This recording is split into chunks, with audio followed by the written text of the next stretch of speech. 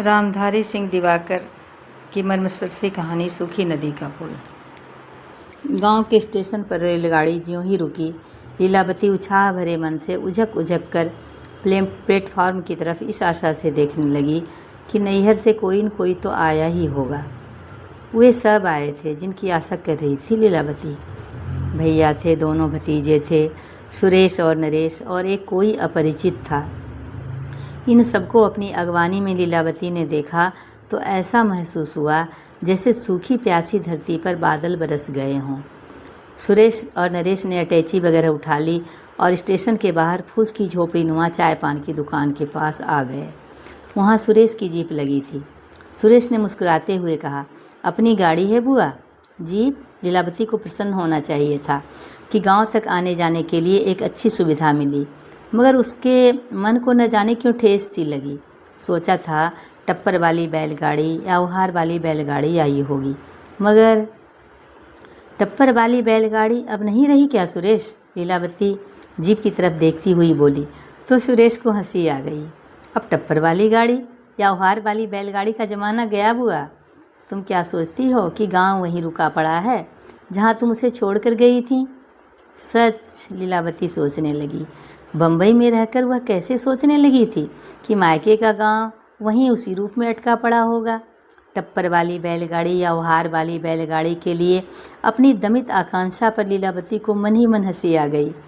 चाय पीने के बाद जीप की पिछली सीट पर बैठ गई वह। सुरेश ने ड्राइवर वाली सीट पकड़ी। नरेश जीप के बाहर खड़ा था और बार बार अपनी फुल पैंट की फूली हुई जेब टटोल रहा था। जीप में सुविधा से बैठने के लिए नरेश ने फुल पैंट की जेब से कोई काली सी चीज़ निकाली और झट से तौलिए में छिपा ली। लीलावती ने देख लिया था। तौलिए में क्या छिपा रहे हो नरेश? कुछ नहीं बुआ, पिस्तौल है। लीलावती सहसा चौंक गई। आए, पिस्तौल है और कह रहे कि कुछ नहीं? नरेश ने कोई उत्तर नहीं दिया। जीप के पास खड़े भैया बोले, पिस्तौल है तो इसमें अचरज की क्या बात हो गई बुच्ची दाई? भैया के मुँह से बुच्ची दाई नाम सुनना कितना प्यारा, कितना सुखद लगता है लीलावती को। मुस्कुराते हुए भैया कहने लगे, अब गांव में लोग इसको पिस्तौल कहते कहाँ हैं, लोग तो इसको चिटपुटिया कहते हैं। इसके बिना तो काम ही नहीं चलता। बगल में बैठे नरेश ने बुआ के कान में कहा, अरे बुआ, बाबूजी की जेब भी भरी हुई है। लीलावती ने अपनी आश्चर्य से फैली आंखें भैया पर टिका दी। खद्दर के कुर्ते की जेब में पिस्तौल? लाइसेंस वाली है ना? लाइसेंस? तुम भी गजब करती हो बुआ। कौन रखता है लाइसेंस वाइसेंस? अरे बंदूक पिस्तौल क्या कहीं बाहर से आती हैं?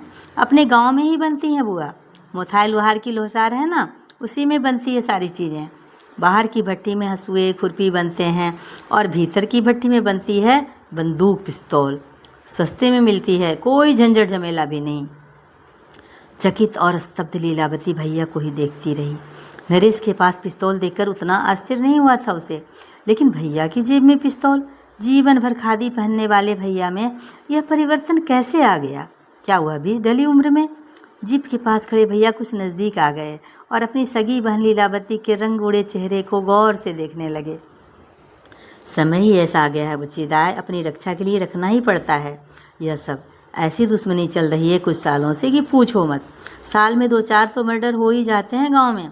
यादव टोली, खबास टोली, दुसाध टोली, गांव में जितने टोले हैं सबकी अपनी अपनी सेनाएं हैं और सबके दुश्मन हो गए हैं हम लोग। जब से आरक्षण का शोर हुआ है तब से तो समझो सोलकन लोगों का दिमाग ही आसमान पर चढ़ गया है। ज़मीन जायदाद बचाना तो और मुश्किल है। तुम्हारी उस दान वाली ज़मीन तो समझो गिद्धों के लिए मांस का लोथड़ा बन गई है। अब यहाँ क्या बताऊँ तुमको, अच्छा हुआ आ गई तुम। इसी के लिए तो तुमको बुलाना पड़ा। हाँ, इसी के लिए तो लीलावती आई है बम्बई से। अकेली आई है। पति को अपनी नौकरी से दम मारने की फुर्सत नहीं। दोनों बेटे गांव की तरफ आने का गर ही नहीं करते। अब देश बड़ा है, आना चाहिए उसको इधर, लेकिन उसको भी अपनी नौकरी का रोना। छोटा मनीष ने MBA कर रहा है, कहता है आलतू फालतू काम के लिए उसको फुर्सत नहीं। उधर भैया की बार बार आती चिट्ठियाँ कि अपनी ज़मीन किसी ठिकाने लगा दो, दिन समय अच्छा नहीं। बाबूजी ने गौने के समय बेटी को 5 एकड़ ज़मीन दान में दे दी थी। वही ज़मीन जी का जंजाल बनी हुई है भैया के लिए। और भैया हैं कि दान दी हुई ज़मीन वापस लेने को तैयार नहीं। कहते हैं बहन का धन लेना महापाप है। बटाई पर लगी उस ज़मीन की उपज बेचकर हर साल रुपये भेज देते हैं, मगर अब शायद तंग आ गए हैं। कोई मामला फसाद जरूर है उस ज़मीन पर। लीलावती ने सोच लिया, इस बार उस ज़मीन का कुछ न कुछ कर देना है। कितने बरस बाद लीलावती आ रही थी अपने गांव के श्राद्ध कर्म में। माँ के श्राद्ध कर्म में आई थी 10-11 साल पहले। वैसे अब रही क्या गया नैहर में। जब तक माँ बाप हैं तभी तक नैहर की मर्यादा रहती है। फिर भी नैहर आखिर नैहर होता है, और नैहर के रिश्ते क्या सिर्फ परिवार तक सीमित रहते हैं, पूरा गांव ही रिश्ते नाते से बंधा रहता है। वहाँ बम्बई में जब भी नैहर की याद आती थी तब सबसे पहले याद आती थी सहेलिया माए। जब भी वह मायके लौटी, सहेलिया माए के लिए साड़ी लाना नहीं भूली। आखिर सहेलिया माए भी तो माँ के बराबर ठहरी। खुद माँ कहती थी, सहेलिया माए तुम्हारी दूसरी माँ है बुच्ची, उसी ने तुमको अपने स्तनों का दूध पिलाया था। खवासिन है तो क्या हुआ, माँ है वह भी। लीलावती का मन कृतज्ञता से भर जाता है। सहेलिया माए की याद से आंखें भर आती है। सच में उसने अपना दूध न पिलाया होता तो वह जीवित न बचती। माँ कहती थी, गाय बकरी भेड़ी किसी का दूध तुमको पछता ही नहीं था बुच्ची। सूख कर लकड़ी हो गई थी तुम, दिन रात के हा करती रहती थी। तभी सहेलिया माँ आई थी। महीने 1.5 महीने पहले लड़कोरी बनी थी, बेटा था गोद में कलेसर। बोली कि मैं पिलाऊंगी अपना दूध। माँ की वह बात याद आती है लीलावती को। बाप रे, छातियाँ थी सहेलिया माँ की, मत पूछो। समझो कि जर्सी गाय की थन थी। एक छाती का दूध तुम नहीं पी सकती थी बुच्ची। अब कहाँ दिखाई पड़ती उसी हाड़ काट वाली धाकड़ मेहरारू। जीप की तेज रफ्तार में टोले छूटते जा रहे हैं। मल्लाह टोली, यादव टोली, मुसहरी, दुसाद टोली। सुरेश ने जीप की रफ्तार टोलों से गुजरते वक्त तेज कर दी है। चाहती थी लीलावती जीप आहिस्ता चलती तो एक एक टोले को देखती जाती। संभव है कोई परिचित दिख जाता, इसलिए तो वह चाहती थी टप्पर वाली बैलगाड़ी रहती। नदी का सफ़ेद पुल आ गया, सूखी नदी का पुल। पिछली बार आई थी तब यह पुल बना ही था। लीलावती की स्मृति में नदी का घाट सुरक्षित था। नावें और डोंगियाँ चलती थी यहाँ। मल्लाह का एक परिवार रहता था घाट पर। क्या नाम था? हाँ, सौदागर नाम था, सौदागर। याद है लीलावती को। विदाई में बगल के गांव छातापुर जाती थी तो एक बड़ी सी नाव पर टप्पर वाली पूरी गाड़ी चढ़ा दी जाती थी। गांव से गांव आने जाने का यह सिलसिला 5-6 वर्षों तक चलता ही रहा था। बम्बई में उसकी नौकरी तो बाद में लगी, अवधेश के जन्म के बाद। नदी सूख गई। कैसे सूख गई सदा नीरा नदी? दोनों पाटों पर बालू के विस्तार को ठीक आंखों में भर भी नहीं पाई थी कि जीप शिव मंदिर के पास पहुंच गई। लीलावती सोच सोच कर मन ही मन हंस रही है। क्यों याद आती है टप्पर वाली बैलगाड़ी, नदी, नाव, लेकिन क्या करे वह। भीतर एक किशोरी जो बैठी हुई है, एक हठी अल्हड़ ग्रामीण किशोरी। उसके हट का क्या करे वह। बम्बई में इतने साल रहते हुए भी वह किशोरी बड़ी नहीं हुई, सयानी नहीं हुई। रास्ते के किनारे किनारे बिजली टेलीफोन के खंभे, शून्य में पतली पतली रेखाओं से खींचे ये तार पता नहीं कहाँ तक चले गए हैं। सुपौल सहरसा तक तो गए ही होंगे शायद। देखते देखते कुछ मिनटों में ही जीप दरवाजे पर पहुंच गई। एकदम बदल गया है घर द्वार का नक्शा। बड़ा सा 2 मंजिला मकान, 4 दीवारी, दरवाजे पर ट्रैक्टर लगा हुआ है। पहले का कुछ भी अच्छा हुआ ही नहीं है अब। पक्का कुआं, सुपारी नारियल के पेड़ और पेड़ों पर लटकते बया के अनगिनत घोंसले, कुछ भी नहीं है कहीं। शायद सुरेश की ठेकेदारी के कारण है यह सब। फ़ोन है, फ्रिज है, कलर टीवी, VCR, सब कुछ है घर में, कोई असुविधा नहीं। सुरेश कहता है कोई कमी महसूस नहीं होगी। SDT, ISD दोनों सुविधाएं हैं फ़ोन में, जहाँ चाहो बात कर सकती हो। कैसे कहे लीलावती, भतीजे इन सुविधाओं के लिए बम्बई से नहीं आई तेरी बुआ। यह सब तो है ही मेरे पास, बल्कि इससे भी ज़्यादा। मैं तो गांव की अपने नैहर की सुविधाओं के लिए ही तरसती हूँ। गांव की सखी सहेलियाँ, टोले टोले में बिखरे हुए और भूले संबंध, नाथ बाबा का मंदिर, भरम बाबा का गहवर, भुवना झील में दूर दूर के देशों से उड़कर आने वाले तरह तरह के जल पक्षी, गांव की नदी। मैं कैसे कहूँ सुरेश कि मैं क्या खोजती हूँ। तुम नहीं समझोगे सुरेश, तुम्हारी आधुनिक शहरी सुविधाओं में मेरा नैहर खो गया है। लेकिन बोली कुछ नहीं लीलावती, सिर्फ नाटकी ढंग से सुरेश की बात पर मुस्कुराती रही। शहर से आई सुरेश की कन्या बुआ को घुमा घुमा कर घर की सारी चीज़ें दिखाती रहीं। सिर्फ एक चीज़ नहीं दिखाई कन्या ने, और वह थी भौजी, बूढ़ी भौजी। घर की उन्नति से एकदम विरक्त पुरानी दलान में बैठी मिली वह। गले से लगा लिया भौजी ने। लीलावती एकाग्र भाव से देखती रही भौजी को, सोचती रही, जाते हुए बसंत का आखिरी फूल कितना उदास होता है। अब तो शाम होने वाली है, वरना आज ही चक्कर लगा आती खवास टोली का। सहेलिया माए के लिए जो जोड़ा साड़ी अटैची में पड़ी है, दूसरी माँ सहेलिया माए, स्तनों का अमृत पिलाने वाली सहेलिया माए, अब तो बहुत बूढ़ी हो गई होगी, पैर छूने पर आशीष देगी। हमरे ऐसन झुलझुल बूढ़ हो जी है बेटी, जब लगी गंगा जमुना में पानी रहे। रात में भैया ने मूल प्रयोजन की बात शुरू की। अच्छा हुआ बच्ची कि तुम आ गई। तुम्हारी उस 5 एकड़ ज़मीन को संभाले रखना मुश्किल हो गया है। अब ज़माना बदल गया। तुम्हारी वह ज़मीन बरसों से बटाई पर लगी हुई थी। वही सोनेलाल खवास ज़मीन जोत रहा था। नीयत बदल गई उसकी। बटाईदारी कानून क्या आया, 5 एकड़ ज़मीन पर सोनेलाल के बेटे कलेसर ने दावा ठोंक दिया। कलेसर सहेलिया माए का बेटा। लीलावती को माँ की बात याद आई। सहेलिया माए अपनी एक छाती का दूध कलेसर को पिलाती थी, दूसरी छाती का तुमको। तुम्हारे लिए उसकी एक छाती रिजर्व रहती थी। माँ के रिजर्व शब्द की याद से लीलावती का अंतस खिल गया। मन की मिठास से खुलकर हंसना चाहती थी, लेकिन भैया का प्रसंग एकदम प्रतिकूल था। सिकमी बटाई का मुकदमा चला। दफ़ा 107 लगा पहले, फिर 144 लगा। एक बार पूरी फसल काट कर ले गया कलेसरा। दूसरी बार ऐसी भिड़ंत हो गई कि क्या बताऊं। असल में एक खूनी संगठन का नायक है कलेसरा। MCC नाम है संगठन का। बम, पिस्तौल, AK-56 सब कुछ है उसके संगठन के पास। गांव में 3-4 खून कर चुका है उसका संगठन। नरेश भी सामने बैठा हुआ था। बोला, बुआ 2-4 साल पहले अघने की कटनी के समय तो खेत पर ही कलेसर ने बाबूजी पर फरसा चला दिया।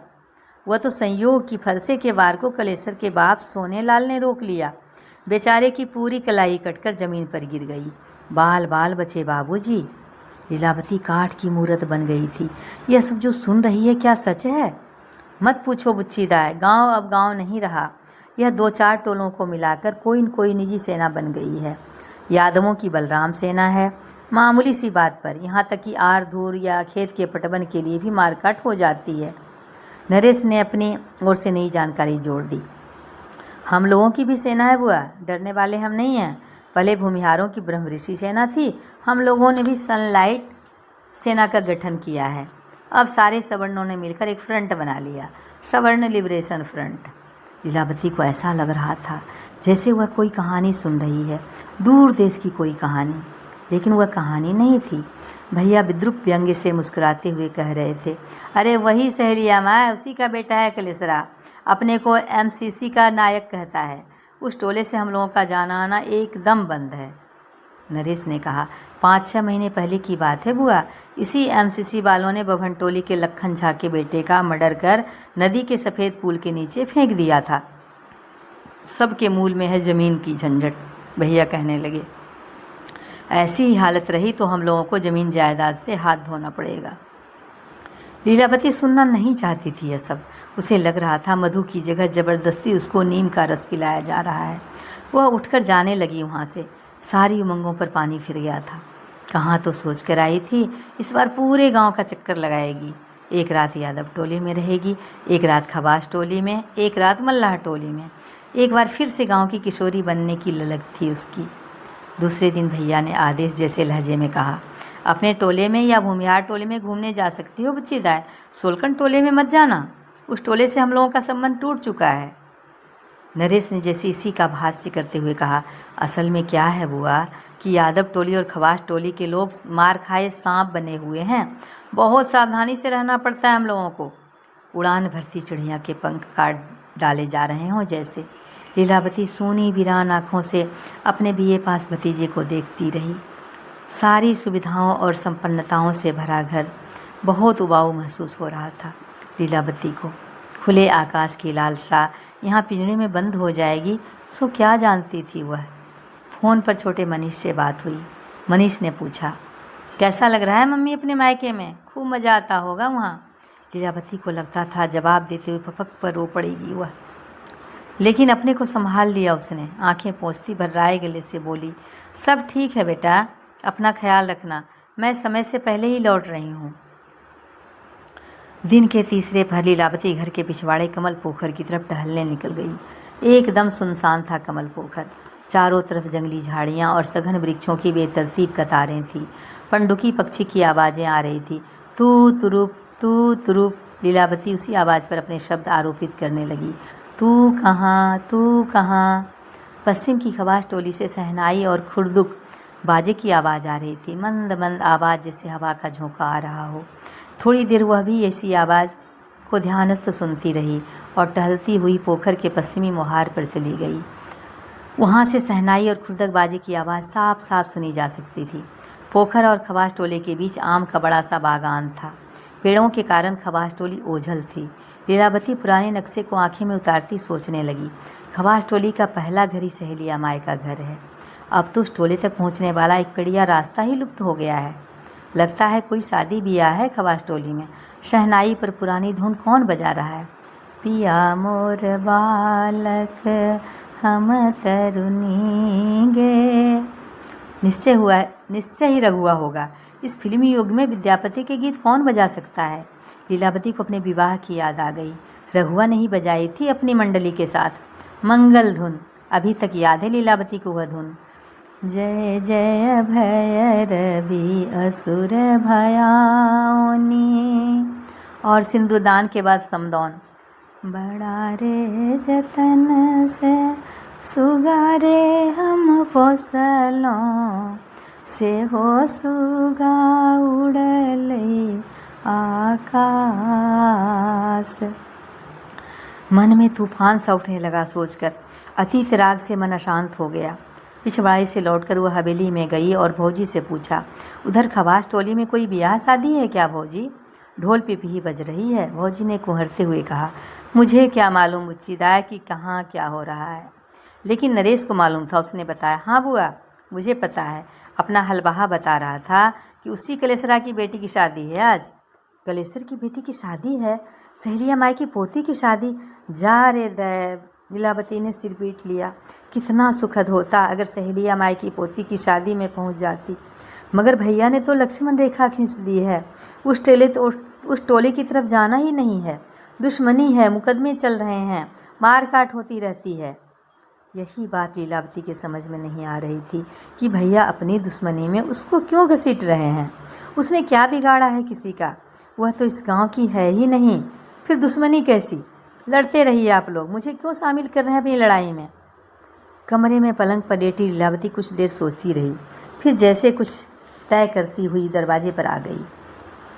प्रतियोगिता परीक्षा की तैयारी में जुटा नरेश अपनी किताबें लिए कमरे में बैठा था। लीलावती ने उसको अपने पास बुलाया और एक कोने में ले गई। फुसफुसाते हुए बोली, नरेश मेरा एक काम करोगे? अचकचाया सा नरेश कुछ समझ नहीं पाया। आंखें फाड़े देखता रहा बुआ को। फिर धीरे से बोला, क्यों नहीं बुआ, ऐसा क्या है जो मैं नहीं कर सकता? बोल कर तो देखो, खाओ मेरी कसम। नरेश हंसने लगा, विश्वास करो बुआ। लीलावती की उम्र से पौढ़ा अवस्था जैसे फिसल कर गिर गई थी। एकदम चंचल किशोरी बन गई थी वह। बोली, नरेश शाम होने जा रही है, थोड़ी देर बाद तुम टॉर्च की रोशनी में मुझे पोखर पार करा दो। उधर का जंगली रास्ता मेरा देखा हुआ नहीं है, सब भूल भाल गई हूँ। ऐसा करना कि मुझे बागान तक पहुँचा देना, वहाँ से मैं चली जाऊँगी खवास टोली। और सुनो, कोई पूछे तो कहना मैं पाठक जी के घर गई हूँ। लौट कर लीलावती अपने कमरे में आई। बम्बई से सहेलिया माई के लिए जो कपड़े लाई थी उसे सहेज कर रख लिया और पलंग पर चित्त लेटी शाम होने का इंतज़ार करने लगी। शाम गहरा गई। कांख के कपड़े दबाए वह चुपके से निकली। नरेश टॉर्च की रोशनी में पेड़ों और जंगली झाड़ियों में रास्ता बनाता हुआ बुआ को आम के बागान तक पहुंचाया। सहेलिया माई के द्वार पर पेट्रोमैक्स की रोशनी दिख रही थी। आड़ धूल और जूते हुए खेतों को पार करती वह सहेलिया माई के द्वार पर पहुंच गई। कुछ लोग बैठे हुए थे वहाँ।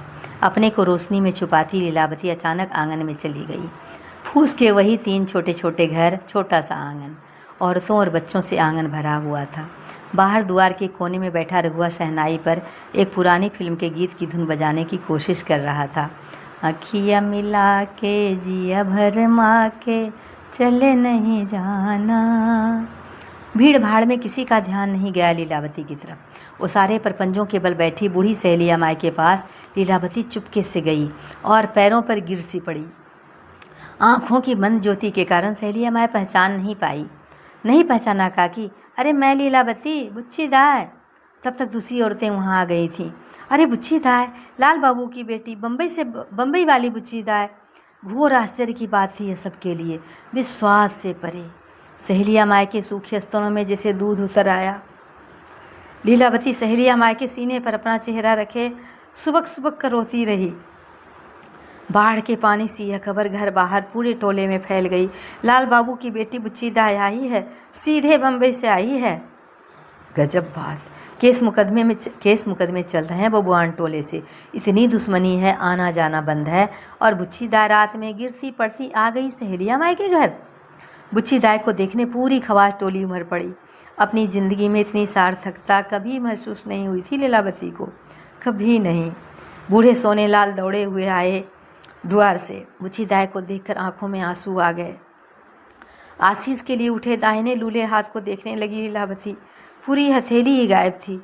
उसारे की ज़मीन को टटोल कर बैठते हुए सोनेलाल कहने लगे, तुम आ गई बुच्ची दाई, जीवन सफल हो गया, जन्म जन्म के तप का फल मिल गया आज। पोती की शादी की रात इस तरह उझक के आ गई तुम, लगता है सपना देख रहा हूँ। बोलते बोलते आवाज़ भर्रा गई उनकी। फटी आवाज़ में कहने लगे, देखती हो बेटी, यह ठूंठ बाँह मेरे बेटे की करतूत है। जानती हो बेटी, तुम्हारे भैया अस्पताल ले गए उसी वक्त। डॉक्टर से बोले चारा मशीन से हाथ कट गया है, उन्होंने ही पूरा इलाज कराया। इसी बीच कलेसर आ गया, एकदम हाँफता हुआ लीलावती के पैरों पर गिरकर जार बेजार रोने लगा। विवाह के उल्लास भरे वातावरण में आंसुओं की यह बाढ़, इस बाढ़ में कितना कुछ डूबा बहा यह कौन जाने। पैरों पर गिरा कलेसर बिलाप सा करने लगा। मेरी बेटी की शादी में तुम आ गई बुच्ची दाई, सपने में भी नहीं सोचा था। भूल चूक माफ़ कर दो, ये हाथ अब कभी किसी पर नहीं उठेंगे। रोते हुए कलेसर को लीलावती थपकियों से आश्वस्त करती रही। सोचती रही, भैया ने इसी के बारे में कहा था ना कि कोई खूनी संगठन चलाता है, संगठन का नायक है। उस आंगन में कुछ देर के लिए सब कुछ थमसा गया था, यहाँ तक कि समय भी विलम गया था। देर रात बारात आई, विवाह की विधियाँ चलीं। सारी रात लीलावती औरतों के झुंड में बरसों पीछे के भूले हुए विवाह गीत गाती रही। दूसरे दिन जब जेठ महीने का सूरज बांस भर ऊपर आ गया, लीलावती लौटने के लिए तैयार थी। अपने गांव की सवासिन बुच्ची दाई को विदा करने खवास टोली के लोग ही नहीं, पूरे 4 टोले के लोग एकत्र थे। इन सबसे घिरी हुई लीलावती आम बागान के इस पार तक आई। पोखर के मुहार पर भैया, भौजी, सुरेश, नरेश और बबुआन टोले के कई लोग खड़े थे, एक टक इसी तरफ देख रहे थे। बीच बगान से लीलावती ने लोगों को लौटा दिया। सिर्फ कलेसर को रोककर पता नहीं क्या क्या समझाती रहीं। बायल की गाढ़ी नीली साड़ी पहने और भर मांग सिंदूर पोते जब लीलावती पोखर पर आई तो भैया, भौजी, सुरेश, नरेश और तमाम लोग दूसरे अस्तबद्ध देखते रहे लीलावती को। बरसों से बम्बई में रहने वाली लीलावती इस समय पूरी देहातीन लग रही थी, चेहरे पर परम उपलब्धि प्राप्त करने की अपूर्व आभा। भैया ने एक और से देखा और हंसते हुए बोले, तुम तो पहचान में ही नहीं आ रही हो बुच्ची दाई। ना कोई आरोप प्रत्यारोप, ना उलाहना। नरेश भौचक बना बुआ का चेहरा देखता रहा। देर रात तक लीलावती परिवार के लोगों को विस्तार से बताती रही कि जब वो अचानक सहेलिया माई के आंगन में पहुंची तब कैसे क्या हुआ। सवेरे भैया ने ज़मीन की बात चलाई। अपनी अमानत अब वापस ले लो बुच्ची, इसी के लिए तुमको बुलाया है। मेरा अब क्या भरोसा, कुछ दिनों का मेहमान हूँ। हाँ भैया, इसीलिए तो आई हूँ। लीलावती की आवाज़ में पहले वाली मायूसी नहीं थी। ज़मीन के कागजात तो आपके पास है ना भैया, ऐसा कीजिए कागजात मुझे दे दीजिए। दोपहर बाद भैया ने ज़मीन के कागजात खोज खाज कर निकाले और लीलावती के हाथ में देते हुए बोले, लो अपने कागजात, और जो करना हो अपनी ज़मीन का सो करो। लीलावती ने उत्साह भरे मन से कहा, ज़मीन की झंझट से अलग होने के लिए ही तो आई हूँ भैया, मगर वचन दीजिए कि मैं जो करूँगी आप स्वीकार करेंगे। स्वीकार क्यों नहीं करूँगा बुच्ची, तुम्हारी चीज़ है, चाहे जो करो तुम। लीलावती ने भैया की आंखों में झांकते हुए कहा, मुझे ज़मीन बाबूजी ने गौनहरी दान में दी थी ना भैया, दान की ज़मीन मैं दान में दूंगी। वैसे भी लौट कर तो गांव आऊँगी नहीं, बम्बई में अपना घर है, बच्चे तो यहाँ आएंगे नहीं रहने, इसलिए चाहती हूँ कि अपनी ज़मीन सहेलिया माई के नाम रजिस्ट्री कर दूँ। दूध का मूल कौन दे सकता है, फिर भी पान नहीं तो पान की डंटी से ही पूजा होती है। भैया लीलावती को एकटक देखते रहे। लीलावती बोली, बहन की बात आप काटेंगे नहीं भैया, कल सहेली हमारे फॉरबिसगंज रजिस्ट्री ऑफिस पहुंचेगी, आपको मेरे साथ चलना होगा। रखिए ये कागजात, मेरी समझ में नहीं आता कागज़ पत्तर। और दूसरे दिन भैया लीलावती के साथ फॉरबिसगंज जाने के लिए तैयार थे। जीप पर सुरेश था। लीलावती यह देखकर बहुत खुश थी कि भैया के खद्दर के कुर्ते में इस बार पिस्तौल की जगह ज़मीन का केबाला और रसीद वगैरह का बड़ा सा पुलिंदा है। धन्यवाद।